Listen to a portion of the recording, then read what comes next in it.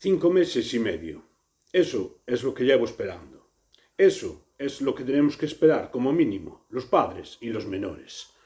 Más de 5 meses escuchando que todo va bien, que no tenga prisa, que tenga paciencia y que confíe.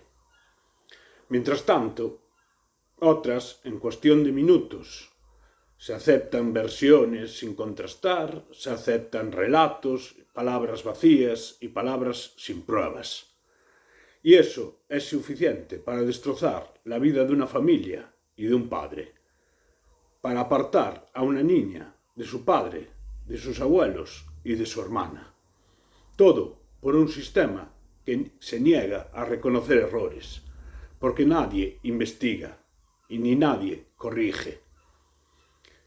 Solo dejan pasar el tiempo y el daño ya está hecho.